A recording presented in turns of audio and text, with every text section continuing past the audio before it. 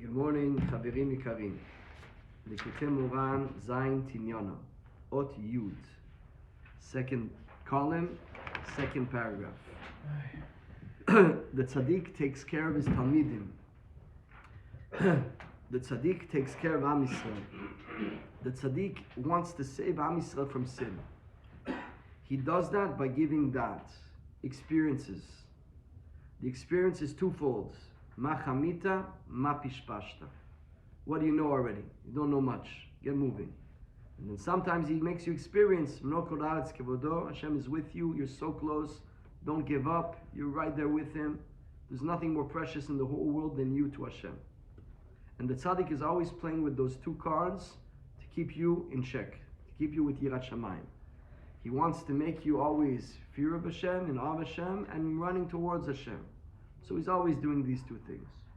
If you are a person that's living these two things because you're mikurav to tzaddik, so then in the time of eating, you're going to be accessed what's called mapa'an kern. Mapa'an kern is a mechitza, it's a makif that's very big, that after 120 years, the Jewish soul will be closer to Hashem than the angel.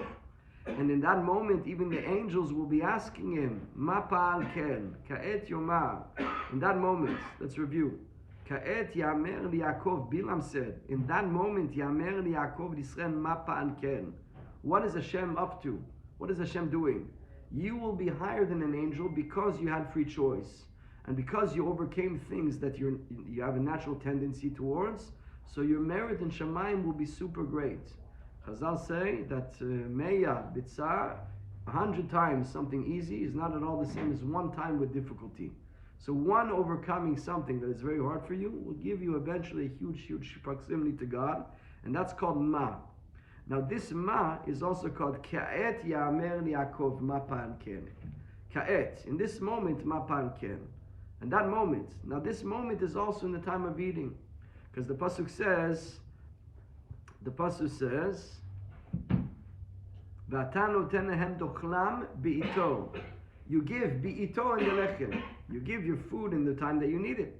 But you're giving the et in the lechem. You're giving the et, that makif of ma, of that tremendous place. You're getting he'ara of that. He'ara seems to see, in Kitvei Arizal, there is a shoresh, there's anaf, and he'ara. There's the shoresh of Kedusha. Literally, that's like roots. There is an anaf, a branch that comes out. And that is he'ara, an illumination from it.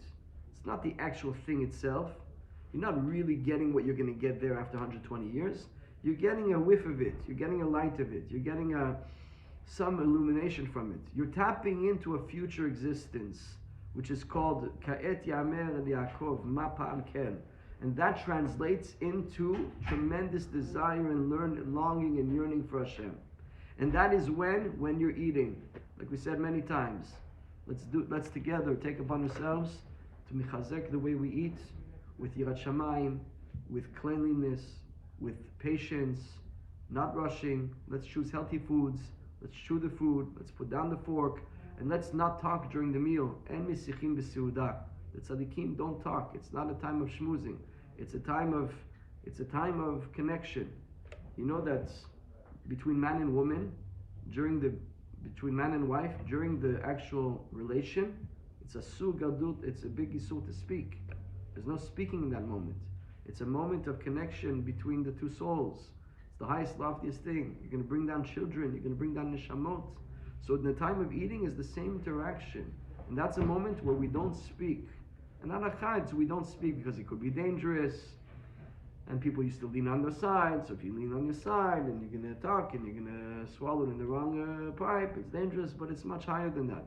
It's because now you're going to a place that's above words. Words are limitations. As much as they're expressions, they're limitations. A word limits. Some tzaddikim, in some places, the nigun is higher than a song. A song has words, limited. A nigun is the expression of the soul. The shofar is high, is like a scream of the soul, v'yitzaku. When Am Yisrael came out of Egypt, v'yitzaku en Hashem v'etzarim, the scream. So there is a a type of silence where you're tapping into higher places. Be quiet when you're eating and tap into this. But you need to be, for this, Rabbeinu said, you need to be ish chayin. You can't be a shlomazel. You can't be a wimp. Don't be a wimp. Be a little bit gibor. Have some authority. Have some leadership. And then you're going to get that in the time of eating. And then if we review what we said yesterday, we're reviewing again what we said. Why is this הערת רצון coming in the time of eating? Says רבנו דה, כי מי שרוצה לחגור מותניו, להיות מפרנס, ליתן פרנסה תלויים בו, הוא צריך שיהיה איש חיין ולא ההפך שקוראים רום מזל. Because in order to have access to parnasa, which of course is food, and to give the parnasa to people that are dependent on you, you have children that are dependent on you, your wife is dependent on you, maybe you have employees dependent on you, maybe you have avrachim that are depending on you, maybe you're a rich person and you got to give out tzedakah to a lot of people that are depending on you. Now you have to have a certain authority which is called mimshala, and the reason is kikora parnasa nimshach me'malchut. Like we explained yesterday, that there's a concept of sfirot.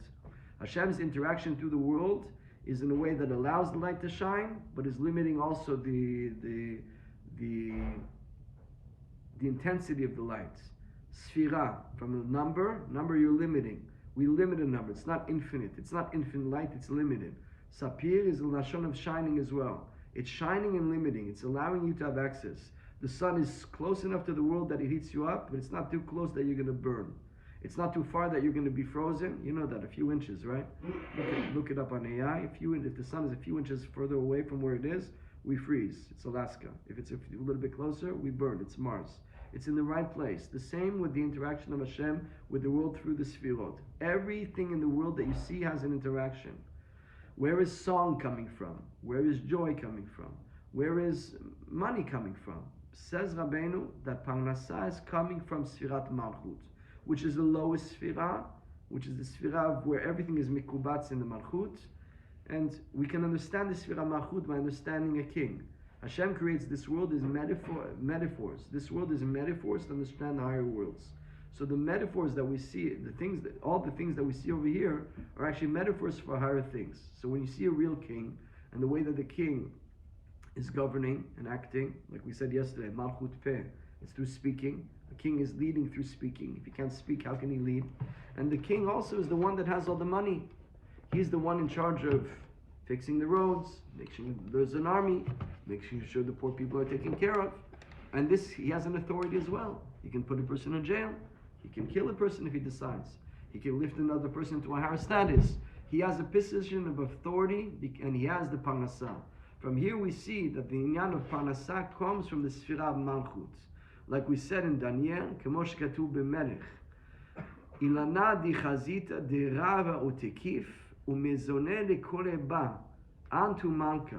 Daniel was saying to Nebuchadnezzar, this dream that you had of the tree, that you saw that it was a tremendously strong tree, that all of the parnasah is from that tree. You are that king.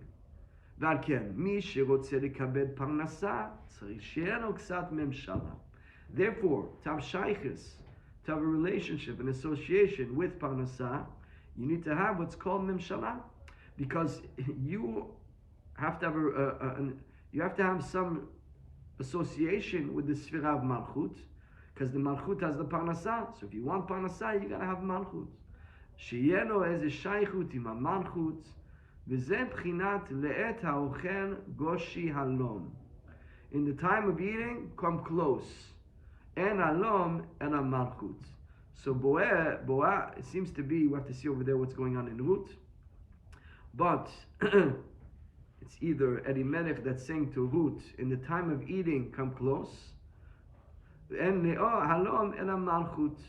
So therefore, I remember well, it's speaking about David HaMelech, that David HaMelech will come from Ruth. But either way, we'll look at the pshat later. But the drash that Rabbeinu is saying here, le'et ha'ochel, at the time of eating, goshi halom, come close.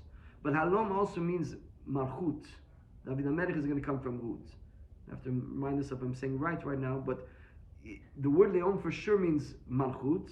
And at the time of eating, we're talking about malchut. Why? כי צריך שיהיה לו ממשלה, מבחינת מלכות לעת האוכל. You gotta have some authority when you're eating. כי על ידי זה נמשך הפרנסה כנען. And that's when you're going to get the parnasa. And it seems to me what Rabbeinu is saying is, what is the malchut that we're having now? Lachgov matnav, to be ish chayim. Well, listen, I'm not a leader. I'm not a governor. I'm not a Rosh Yeshiva.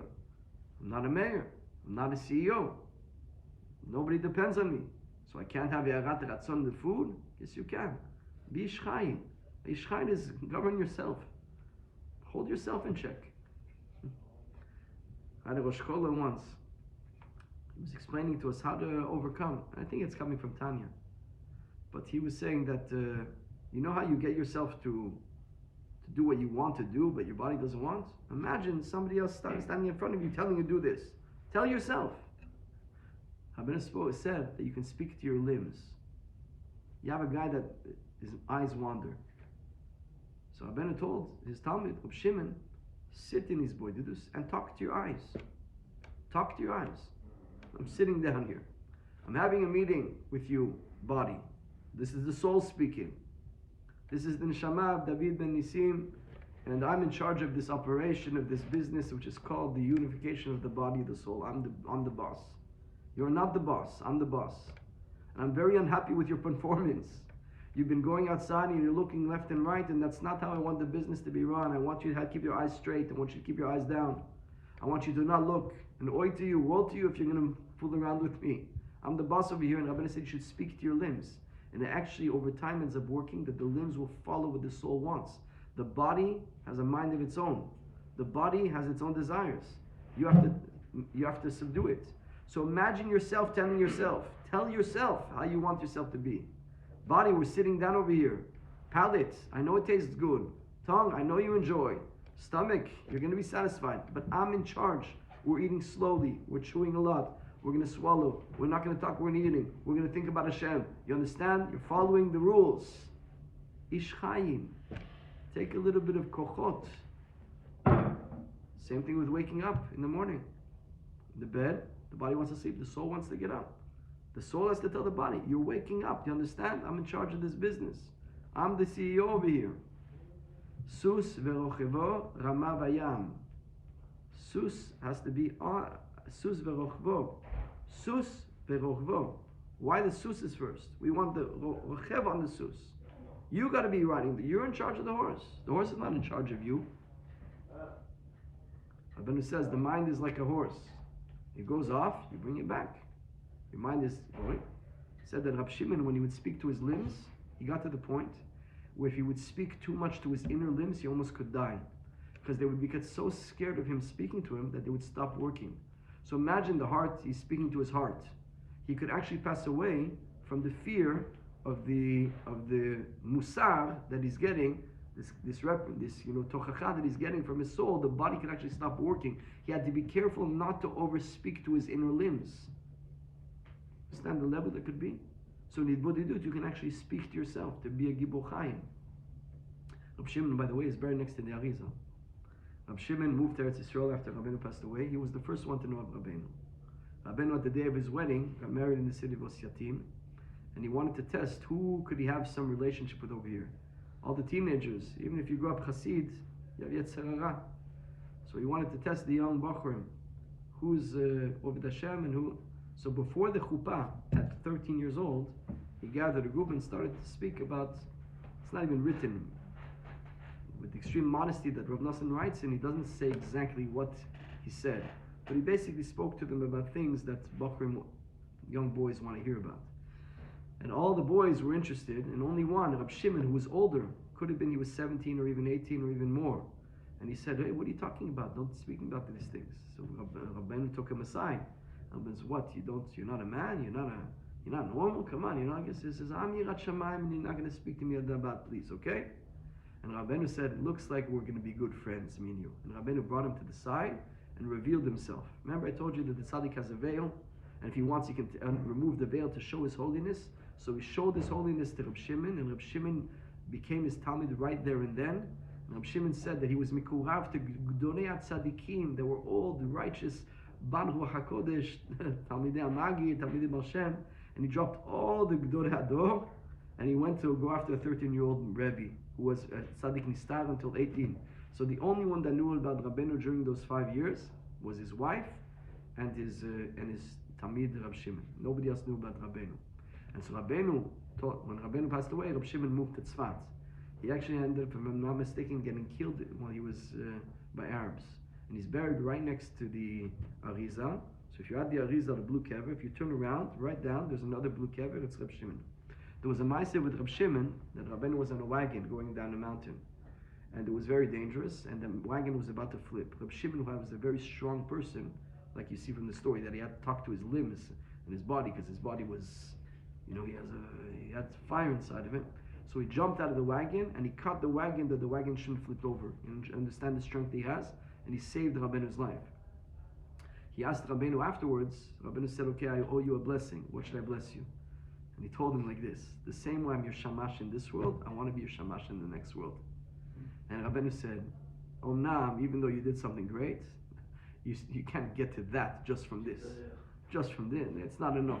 You want to get to be my shamash in Olam HaEmet, you're going to need more than that. You don't get it. He said no. Rabbeinu's mother, Fega from Olam HaEmet, came to see him and said, Misken, don't me. Come on, the nice guy, give him. So he asked, Rabbeinu said, my mother came to me, said he wants me to give it to you. She wants me to give it to you. So he gave to Rab Shimon the zchut to be the shamash of Rabbeinu and Shammai. So therefore, Hasidei Breslev, when they want to send a message to Rabbeinu, they go to Rab Shimon, and they say, please, because he's always with Rabbeinu, he's the shamash and Shammai. So this is what I think it means to be Gibur Chaim, Ish Chaim. Don't be Shlom Mazel. Don't be a wimp. Don't be a schlepper. Let's work on ourselves. And it's not easy, because we're so used to it from childhood, that all it's about candies and about cookies and about ice cream and about cakes. You know what it is. Okay, I'm not saying you can't have a cake. I'm not saying you can't have a chocolate. I'm not saying you can't have things, but even do that in a respectful way. Even do that in a refined way. Sometimes there's an inyan that a person needs a pick-me-up. And Rabbi Nehemiah speaks about it. Sometimes the tanug of the body brings back the tanug of the soul. You know that, right? There's a tanug of the soul. Tfilah, Hitbodedut, Tikkun Klali, Likoutey Moharan, Halacha, Gemara. Sometimes you don't feel the tanug. You're missing the tanug. You know what you could actually do? Give yourself a tanug of the body. It's going to bring you back the tanug of the soul. So there's a chokhmah to know even when to have a little bit of a pleasure. There is a room for that. So now you're feeling a little bit in the buban, and sometimes you have a good meal. Sometimes you have a little lechaim. Sometimes you have a sweet. And that, but if you do it in the right holy way, it actually brings you back to the tanug of the nefesh. You remind yourself of pleasure in the right context. Hashem gives pleasure. Hashem is giving us pleasure all the time. There is pleasure non-stop. So if you're not feeling the pleasure in the Avodat Hashem, you can actually go to the Tanug of Olam Hazeh. You can take a small pleasure of it. Don't indulge. Don't pass the limits. Don't let the cup spill over. Don't keep it in check. But that little Tanug can bring you back to the concept of Tanug. Now go and bring it back to the right place, the Tanug in Avodat Hashem. So there is room for that. And by the way, we see that we have Seudat Rosh Chodesh. We have Seudat Shabbat. We have Seudat Mitzvah. Seudat Mitzvah, drink a cup of wine and eat some meat. You did a Siyum Masechet. You worked 1 year on a Masechet. Come on, make a party. But even the party is not Prikat Ol. Prikat Ol means taking off, let loose. Ol means I'm a soldier. When you take a bull and you got to get him to plow, you put a yoke on him. So that means that I'm working. I got a boss. When we say Prikat Ol in Avodat Hashem, it's, let me get this off and let me let loose a little bit. I'm always in check. I'm always holding back. Finally, have let me have some gishmak. No, our gishmak is not that. What do we say in Mani tefilati lecha Hashem be'et ratzon? Our et ratzon is tefillah. When we get to the Tanug on Purim, you're going to pray to Hashem and thank Hashem and praise Hashem. So if you're doing it for Hashem, do it. If you're doing it to get let loose, that you have to question yourself if it's right. Kol kula tzricha b'dika. You got to check why you're doing it. So it's not that we're saying no for everything. Everybody has to know his level. And if he's a person that needs certain things and he skips levels, it's going to get pushed back from him. Know your level. Rabbeinu once said, there's no tavot. You need to eat, you need to sleep, you need to have money, you need to have a wife. Just do everything pure. Yes, get married. Yes, have a wife. Be pure in the way you do it. Yes, eat. Just eat pure. Eat, even if it tastes good, even if it's a tanuk. Nachon that we spoke about Rabbeinu that would chew at the front of his teeth and he would fast and wait, but no, you gotta know your level. Don't skip levels. Know who you are. There's no problem. But just do everything l'shem shamayim. Don't do it for prikat om. And I think that's what the pshat is, to be a little bit of a gibur chaim, to be a soldier. Don't be a schlepper. While you're eating, a little bit of gvura, a little bit of memshana, and the benefits are endless. Beruchim to you.